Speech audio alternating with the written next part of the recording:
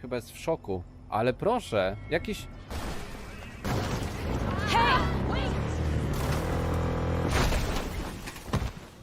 的な宇宙の旅をお届けします。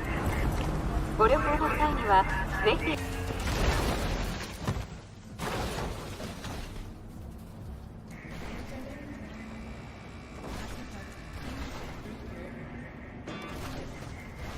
Honestly, never seen anything like this.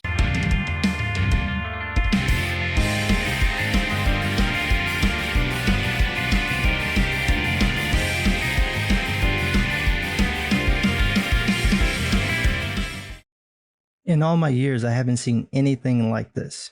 CD Projekt Red managed to screw up every aspect of the release of Cyberpunk 2077.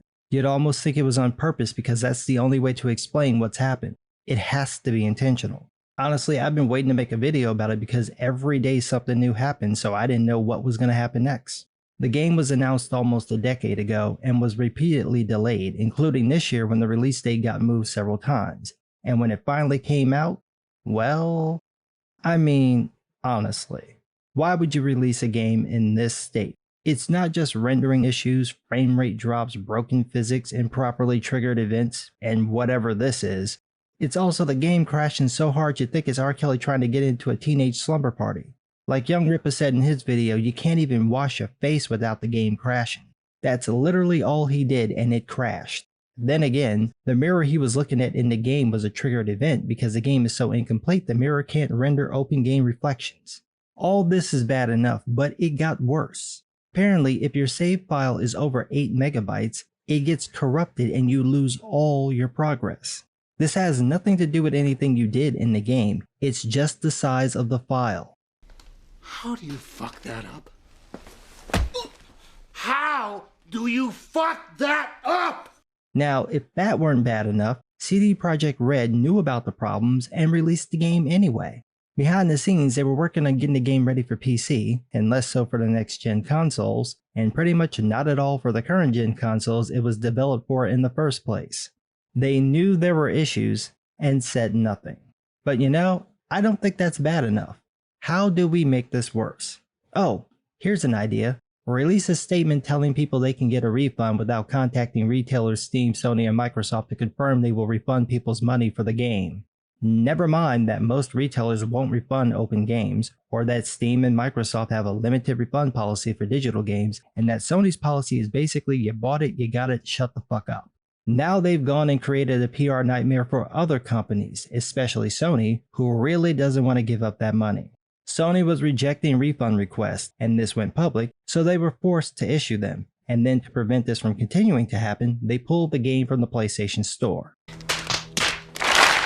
Could it get any worse? Yeah. CD Projekt Red may face a lawsuit from their own investors for misrepresenting the state of the game.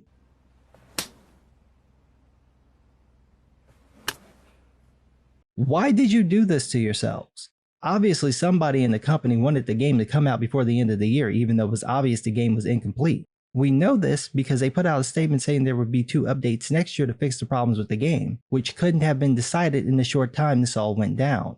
That means they already planned those updates, so they obviously knew there was a problem. And we know that from the first line of their statement, quote, "First of all, we would like to start by apologizing to you for not showing the game on base last-gen consoles before it premiered, and in consequence, not allowing you to make an informed decision about your purchase." Well, they're not last-gen, they're current-gen consoles.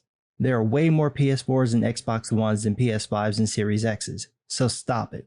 Secondly, why was it that no one knew what the game looked like on current consoles? Oh, that's right. You blocked anyone from showing their own footage of the game, and you wouldn't give out review codes so people could review it on the older systems. You deliberately stopped people from making an informed decision, probably because if people saw what the game looked like, they wouldn't buy it. And you probably knew about the refund policies, meaning you wanted to get those high initial sales and pre-orders, and then you could just write off the obvious drop that would happen once everybody knew the game's actual state. Even in your attempt to make amends, you're still fucking with people. You tell people to request refunds from places you probably knew wouldn't give them, and then gave an email address to contact you, which again you probably knew would be swamped, and then you said this, quote, "Starting from today, you can contact us for a week up until December 21st, 2020. That statement was issued on December 14th, so you gave hundreds of thousands of people a week to contact you. I wonder what happens at the end of the week of the 21st. Oh, that's right, Christmas.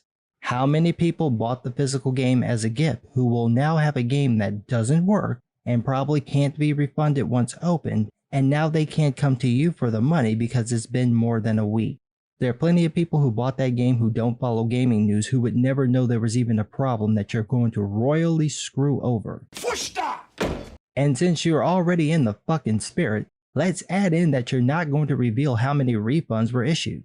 They were asked this in an interview that they did by various gaming journalists, and CD Projekt Red said they would only talk about the profits, basically covering up how much money they'll lose as a result of this.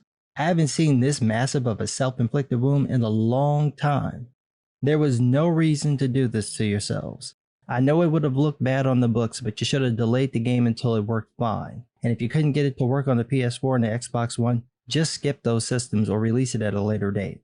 By electing the way of pain, you've tarnished your game, your name, your brand, and your reputation. I'm not interested in the game because I don't like first-person shooters, but for those who are interested in it, I would wait to buy this game until it's fixed and it's no more than $20. Don't buy this at full price. With the way they handled this, it's not worth your $60. But what do I know? I'm just some guy.